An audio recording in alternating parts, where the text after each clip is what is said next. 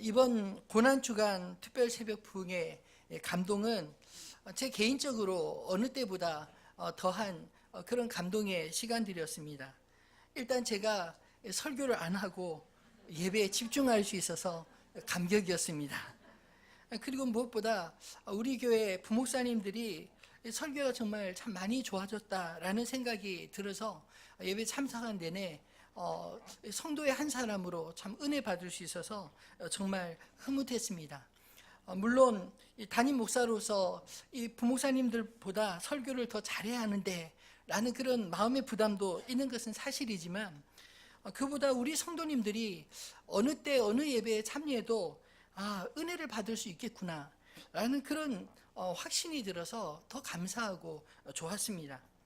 앞으로는 이 수요 예배, 금요 예배 좀 많이 나오셔서 이런 주중 예배의 은혜를 많이 누리시기를 주님의 이름으로 축원합니다.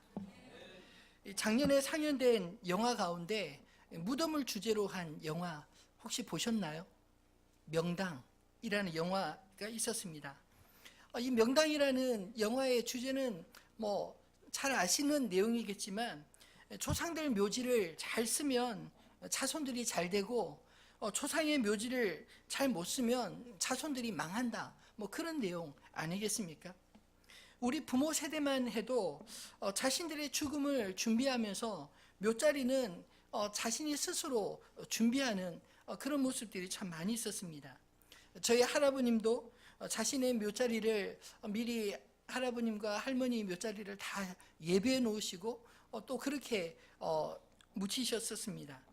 저희 아버님도 가족들을 위해 선산에 납골당, 한때 납골당이 참 유행할 때가 있었는데 저희 아버님도 납골당을 만들어 놓으시고 또 그 할아버님이나 할머님이 묘를 이장해서 또 이게 놓는 그런 장면들을 저는 보면서 자랐습니다.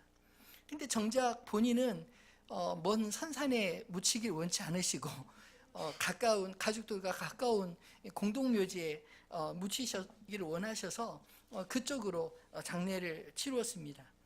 이번 영국 단기 선교를 가서 보니 이 토마스 교회 선교사를 파송했던 그 웨일즈 교회 마당에 그 묘지가 가득한 그런 장면이 참 인상적이었습니다. 마치 묘지가 그들의 신앙과 일상에 함께 들어온 느낌을 받았습니다. 또 영국을 여행하면서 제 개인적으로 가장 인상 깊었던 것은 모든 주택이 문화재급이었다는 사실입니다. 이 빅토리아 시대 때부터 지어진 건물들, 주로 한 200~300년, 적게 되어도 한 7~80년 된 그런 주택들이 허물지 않고 수리하면서 그대로 유지되고 또 그곳에 사람들이 다 살고 있는 그런 모습을 보면서 참 건축을 이렇게 해야겠구나, 우리 교회 건축을 준비하면서 그런 생각이 문득 들었습니다. 그 선교사님이 그 부분에 대해서 제가 왜 집들이 다 똑같으냐, 모양이 이런 식으로 질문하다가 이 이야기가 나오게 되었는데, 그 선교사님 참 의미 있는 이야기를 해 주시더라고요. 영국 사람들은 그 생애 주기 가운데 가장 짧은 것이 인간의 생명이라고 생각한다. 참 인상적이지 않나요? 우리는 어떻습니까? 한국은 웬만하면 좀 불편하면 다 부시고 새로 짓고 좀 좁으면 또 부시고 새로 짓고, 그래서 우리 생전에 변화된 것들이 너무 많이 보았기 때문에 우리가 제일 오래 사는 것처럼 착각하지 않나요? 근데 영국 사람들 보니까 참 지혜로운 것이 모든 생명 가운데 인간의 생명이 가장 짧다. 한 사람이 그 집에서 태어나고 자라고 결혼하고 또 늙고 또 묻힐 때까지 그 집은 계속 있는, 주인은 바뀌어도 계속 있는 모습을 보면서 참 겸손을 스스로 배울 수 있겠구나 라는 생각이 문득 들었습니다. 우리 교회를 건축할 때 이런 마인드로 지어야겠다, 오랜 동안 이 지역과 사람들에게 기억될 수 있는 그런 교회당이 지어지면 참 좋겠다 라는 생각이 문득 들었습니다. 실제 우리 조상들뿐 아니라 외국에서도 이 죽음과 무덤은 삶의 가장 가까운 곳에 함께하고 있다는 것 알 수 있지 않나요? 오늘 우리가 읽은 본문의 말씀은 예수님이 십자가에서 죽으신 후 무덤에 안치되는 과정과 또 무덤에 머무신 이틀 동안 무슨 일이 일어났는지 기록된 말씀입니다. 그 첫 번째로 아리마대 사람 요셉이라는 사람이 용기를 내어 빌라도 총독에게 찾아왔습니다. 그리고 예수의 죽은 시신을 요구하여 자기가 들어가려고 준비해둔 새 무덤에 예수님을 안치했다라고 기록하고 있습니다. 이것은 이사야서 53장 9절의 예언의 성취이기도 합니다. 한번 같이 읽어볼까요? 그는 강포를 행하지 아니하였고 그의 입에 거짓이 없었으나 그의 무덤이 악인들과 함께 있었으며 그가 죽은 후에 부자와 함께 있었도다. 아멘. 아리마대 요셉이라는 사람은 사실 성경 속에서 자기 무덤을 예수님께 내어주기까지 알려지지 않았던 숨겨진 인물이지 않나요? 그에 대해 오늘 본문은 예루살렘에서 약 32km 정도 떨어진 이 아리마대 지역의 부자라고 기록하고 있습니다. 또 마가복음 15장 47절에 보면 그를 존경받는 공회원이요 하나님 나라를 기다리는 자로서 그가 예수의 죽음에 동참하고 그리고 자신의 무덤을 내어준 인물이라고 기록하고 있습니다. 예수님의 이 죽음은 이사야서에 기록된 성경의 기록대로 성취된 말씀이 아닌가요? 그리고 또 다른 사람이 예수님의 무덤까지 따라왔는데 61절에 보면 거기 막달라 마리아와 다른 마리아가 무덤을 향하여 앉았더라. 예수님이 그 시신이 옮겨지는 그 과정에서 그 아리마대 요셉과 그의 아마 종들이 시신을 운구하는 그 장면을 보면서 그 뒤를 울면서 따라와서 어디에 묻혔는지 정확하게 보고, 그리고 안식 후 첫날 이런 새벽에 이 막달라와 마리아 여인들이 예수님이 묻혔던 그 무덤으로 달려가는 장면이 기록되고 있지 않습니까? 여기도 보면 이 남자 제자들은 뿔뿔이 다 흩어져서 어디 갔는지 알 수도 없는데, 오늘 본문에 보면 예수님의 마지막 무덤까지 따라간 사람들은 바로 갈릴리에서 예수님을 따라 올라왔던 이 여제자들 가운데 특별히 두 여인의 이름이 오늘 성경에 기록되어 있습니다. 그리고 예수님의 무덤을 중심으로 준비일 다음 날, 이 준비일 다음 날은 유월절을 준비하기 전날, 안식 전날, 그 다음 날란 말은 이 안식일이요 유월절란 말 아닌가요? 이 안식일이요 유월절인 이 절기는 유대인들에게 대단히 의미 있고 중요한 절기입니다. 그럼에도 불구하고 이 유월절에 그들이 자신들의 율법을 어기면서까지 이방인에게 찾아간 사람이 있었는데, 오늘 본문에 보면 빌라도에게 찾아온 종교 지도자들, 대제사장들과 바리새인들의 이야기가 오늘 본문 후반부에 기록되어진 내용입니다. 그들이 이 총독 빌라도에게 무엇을 요구했나요? 예수님이 살아생전에 말했던 말 가운데 자기가 죽고 난 이후에 사흘 만에 부활하리라, 그 말을 우리가 들었는데 혹시라도 그 제자들이 와서 그 무덤에서 시신을 훔쳐가고 예수가 부활했다 그렇게 전하면 아마 이전보다 이후에 혼란이 더 클 수 있으니 그 무덤을 굳게 지키게 해달라, 이렇게 요청하지 않습니까? 자기들이 지켜도 될 걸 왜 굳이 로마 그 총독인 이 빌라도에게 와서 이 요구를 하고 있을까요? 아마도 이 오늘 본문에 보면 그 무덤에 임봉했다라는 그 말의 뜻을 보면 이 로마의 정권, 로마의 그 총독의 권한으로 그 무덤을 어느 누구도 손대지 못하도록 그렇게 임봉하고 그 무덤 앞에 밤이 새도록 이 병사들을 지켜서 그 무덤을 굳건히 지키게 했다는 것을 아니겠습니까? 그들이 무덤을 지키고자 한 이유는 무엇이었을까요? 그들이 예수님의 죽음을 애도한 것입니까? 아닙니다. 예수님이 생전에 주장한 그 부활에 대한 두려움이 그 안에 있었기 때문 아닐까요? 사흘이 지나도 만약 예수님이 깨어나지 않는다면 그의 주장이 거짓임을 만인에게 증명하기 위해서 더욱 그들은 무덤을 굳건히 지켜야만 했었습니다. 저는 오늘 고난주간 마지막 날 본문인 이 주님의 무덤에 머무신 이 이틀의 시간 동안 예수님의 무덤을 중심으로 우리에게 들려주시고 싶은 성령의 음성이 있다고 믿습니다. 저와 여러분 안에 그 음성이 들려지게 되기를 소망합니다. 그것은 십자가에서 죽으신 예수님이 나에게 어떤 분이시냐라는 질문이라고 생각합니다. 오늘 이 질문에 저와 여러분이 믿음으로 응답할 수 있게 되기를 소망합니다. 첫 번째로 십자가에서 죽으신 예수님은 나와 여러분의 미래를 맡길 수 있는 분이라는 사실입니다. 오늘 말씀을 묵상하면서 특별히 제일 앞에 등장하는 아리마대 요셉의 입장에서 자신의 무덤을 내어준 것이 무슨 의미가 있을까 하는 것을 곰곰이 생각해 보았습니다. 여러분, 아리마대 요셉의 입장에서 총독에게 가서 그것도 불과 몇 시간 전 로마의 그 사형수로 십자가에 달려 죽은 예수의 시신을 달라라고 요구하는 것은 사실 대단히 용기 있는 행동 아닌가요? 왜냐하면 예수님이 십자가에 처형받았다고 하는 사실은 로마와 유대의 공공의 적이 되었다, 그런 것을 의미하지 않나요? 이것을 누구보다 잘 알고 있을 요셉이 그것도 예수의 시체를 빌라도 총독에게 찾아가서 요구하는 이 행동이야말로 예수의 적들로부터 저 사람은 예수의 제자야 라고 찍히게 만드는 그런 사건이었다는 것입니다. 그가 부자였기 때문에 자신의 소유에 빈무덤이 있었기 때문에 그가 하나쯤 예수를 위해 내어준 것이라 생각한다면 오산입니다. 사실 잃을 것이 없는 사람들보다요, 잃을 것이 더 많은 사람들이 용기를 내는 것이 힘들지 않나요?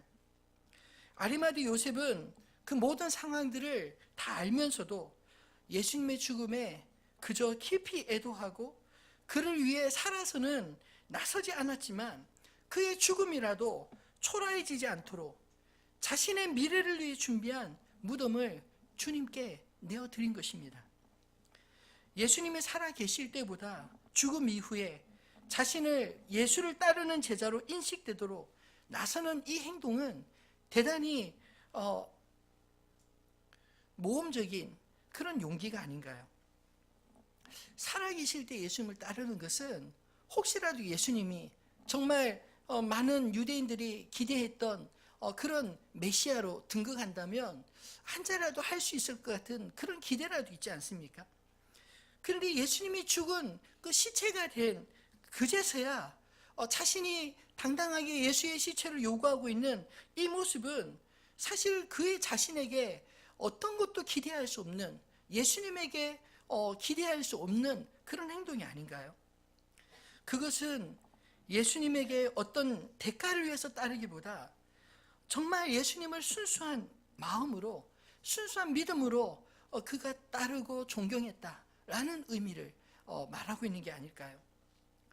예수님의 시체를 수습해서 그에게 돌아올 것은 어쩌면 유대 사회에서 매장당할 수도 있는 그런 일이었지만 아리마대 요셉은 자신의 미래를 자신의 무덤과 함께 예수님께 내어드린 것이었습니다.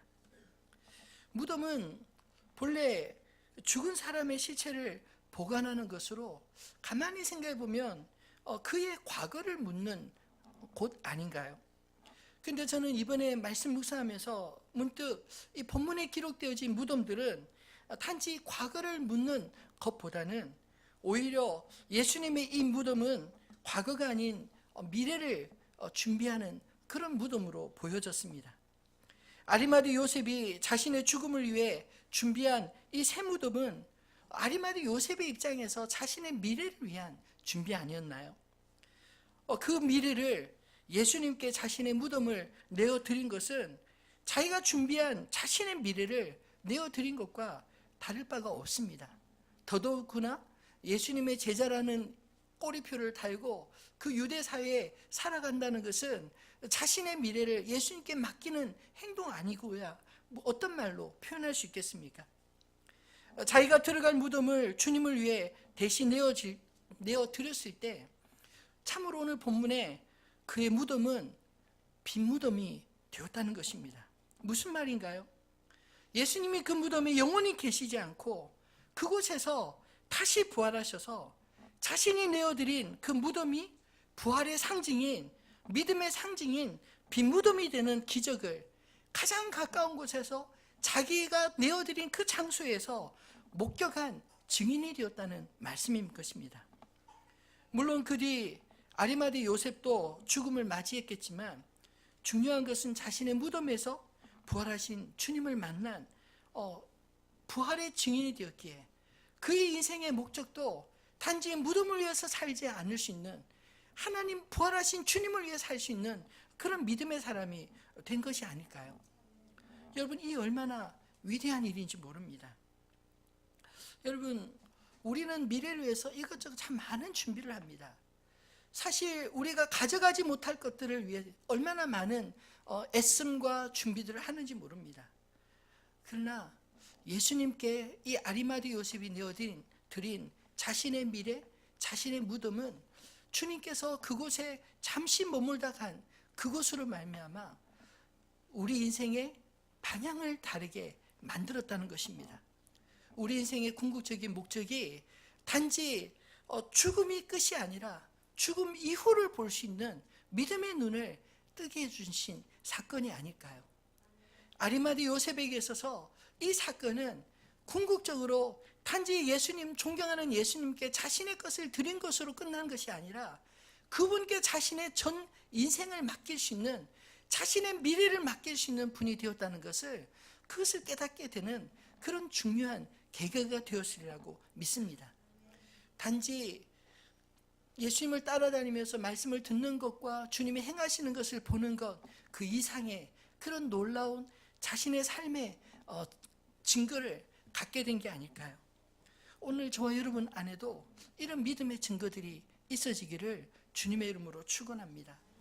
우리가 우리 자신의 미래를 위해 준비한 것들, 여러분 그것이 영원한 것인지 한번 곰곰이 생각해 보십시오. 그러나 오히려 내가 나의 미래를 위해 준비한 것을 주님 앞에 내어드렸을 때 주님이 그것을 통해서 오히려 우리의 무덤을 빈무덤으로 만드실 그 주님을 기대하는 믿음, 그것이 오늘 저와 여러분이 오늘 이 말씀을 통하여 주의 성령의 음성으로 듣게 되시기를 주님의 이름으로 축원합니다. 두 번째로 십자가에서 죽으신 예수님은 여러분에게 어떤 분이십니까? 저는 말씀을 묵상하면서 우리의 과거를 맡길 수 있는 분이시다, 이런 생각이 또 문득 들었습니다.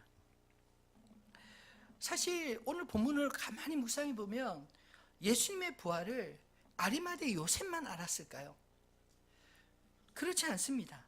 사실은 예수님의 무덤을 지키던 병사들이 그 현장에 있었기 때문에 더 분명한 목격자가 되지 않습니까?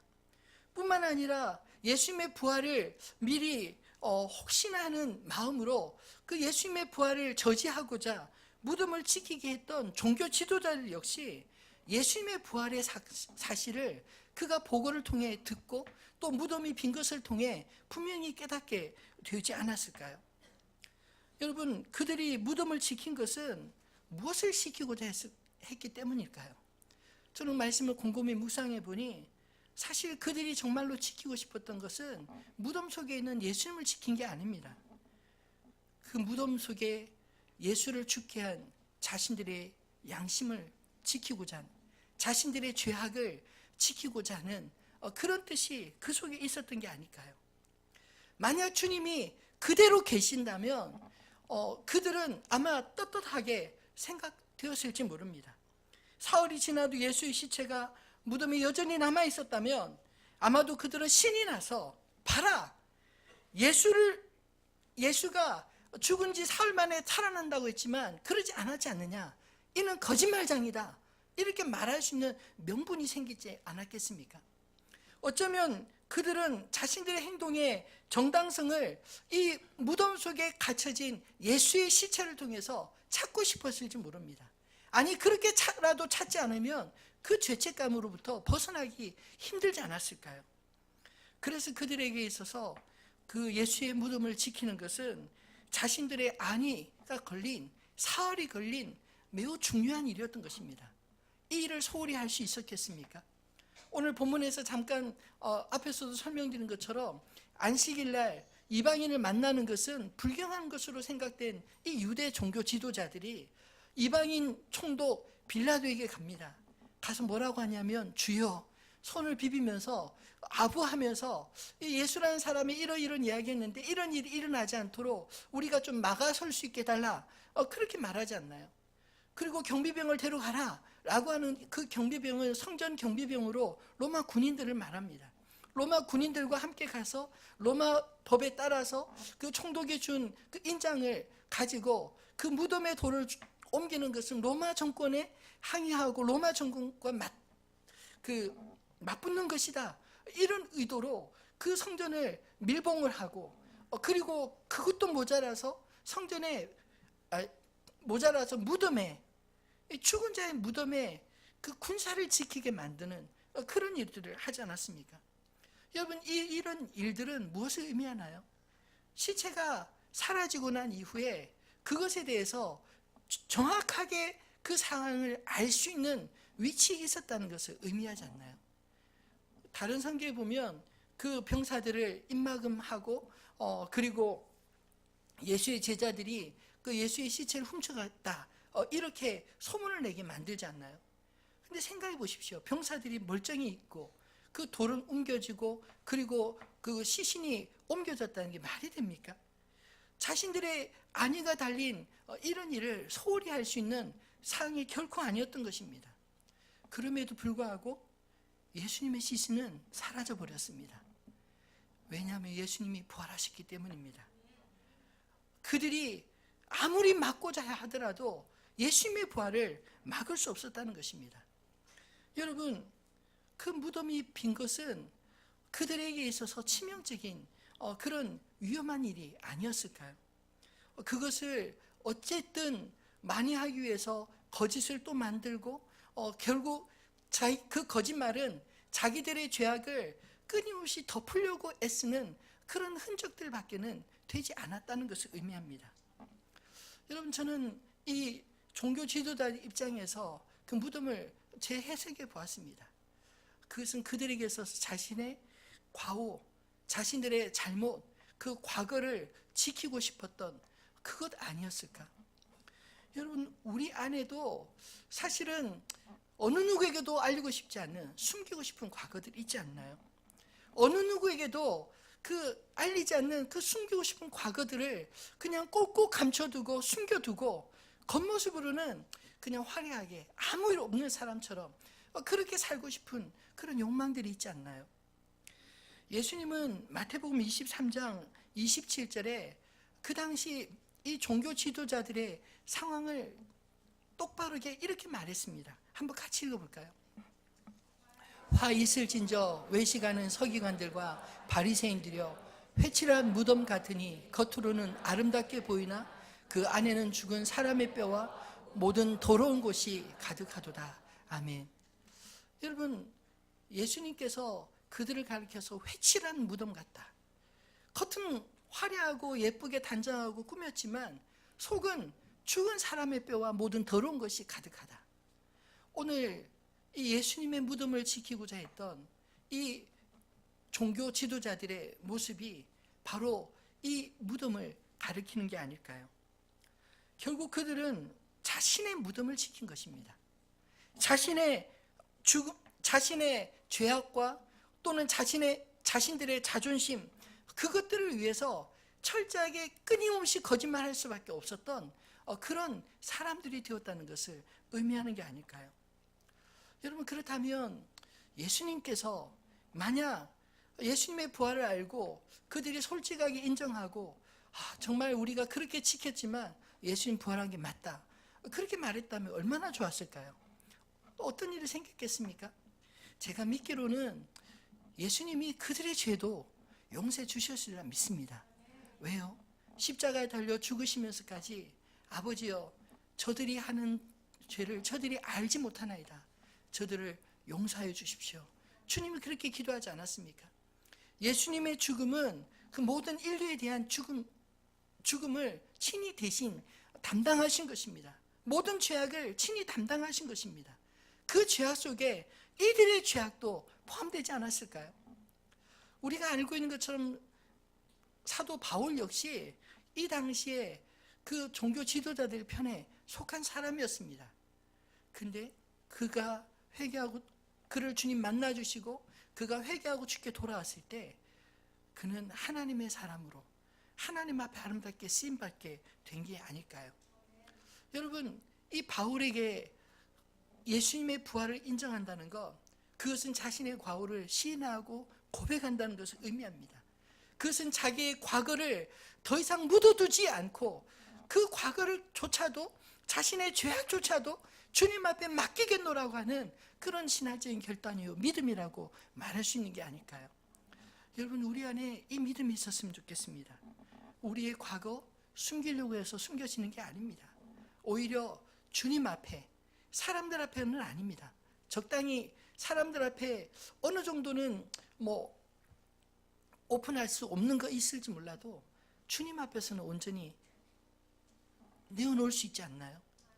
주님 앞에 온전히 내어놓을 수 있고 주님께로부터 온전히 용서함을 받게 될 때 비로소 용기 내어 우리 형제들에게도 나의 죄악을 구하고 그리고 용서받고 그리고 하나 되어지는 그런 아름다운 회복들이 그 속에서 일어나는 게 아니겠습니까? 여러분, 그런 의미에서 저는 예수님은 우리의 미래를 맡길 수 있는 분뿐만 아니라 예수님은 우리의 과거조차, 우리가 숨기고 싶은 과거조차, 우리의 무덤조차 주님 앞에 맡길 수 있는 분이라는 것을 믿습니다. 저와 여러분 안에 주님을 온전히 신뢰함으로 우리의 과거와 미래를 주님 앞에 온전히 의탁할 수 있는 저와 여러분 되시기를 주님의 이름으로 축원합니다. 말씀을 맺겠습니다. 여러분, 예수님의 무덤은 비었습니다. 오늘 저는 말씀을 묵상하면서 예수님의 무덤을 생각할 때 그의 무덤이 비었다는 사실은 우리의 믿음에 굉장히 중요한 근거가 된다는 것을 깨닫습니다. 왜냐하면 예수님의 모든 말씀이 성취된 가장 온전한 작품이 바로 빈 무덤, 그것을 통해서 우리에게 보여지는 게 아닐까요? 여러분, 우리는 우리 자신의 미래에 대해서 더 이상 두려워할 필요가 없습니다. 우리의 과거에 대해서 더 이상 숨기기 위해서 안타까우고 애탈 필요가 없습니다. 우리의 과거와 우리의 미래를 아시는 주님 앞에 우리의 현재를 온전히 맡길 수 있는 그런 믿음의 사람이 될 수 있는 것, 그것은 예수님의 빈 무덤 때문 아닌가요? 사랑하는 성도 여러분, 오늘 저와 여러분 안에 이 믿음이 있어지게 되기를 소망합니다. 감추려고 애썼던 이 유대 종교 지도자들의 감출 수 없었던 그 빈 무덤, 또한 자신의 미래를 위해서 준비한 무덤을 예수님께 온전히 내어 맡겼을 때 그 속에서 다시 부활하신 주님을 만나고 또 그 부활에 가장 가까운 증인으로서 설 수 있었던 아리마대 요셉과 같이 오늘 저와 여러분의 삶은 우리의 과거와 우리 미래를 주님 앞에 온전히 맡길 뿐만 아니라 숨길 것이냐 내어줄 것이냐, 지킬 것이냐 주님 앞에 내어드릴 것이냐, 그 삶의 매 순간순간 우리의 현재를 주님 앞에 내어드려도 괜찮다, 이 사실을 오늘 말씀을 통해 우리에게 들려주시는 게 아닐까요? 저와 여러분 안에 이 믿음이 있어지기를 소원합니다. 여러분, 우리의 무덤 주님 앞에 내어드리시기를 바랍니다. 우리의 무덤 더 이상 지키려고 애쓰지 말고 주님 앞에 온전히 내어드릴 때 회복하시는 주님의 은혜를 온전히 경험하게 되는 저와 여러분 되시기를 주님의 이름으로 축원합니다. 오늘 주신 이 말씀을 기억하면서 이번 특세 기간 동안 가장 많이 불렀던 찬양, 시간 부를 때마다 은혜가 되었던 그 찬양 가사를 묵상하며 함께 불렀으면 좋겠습니다. 내가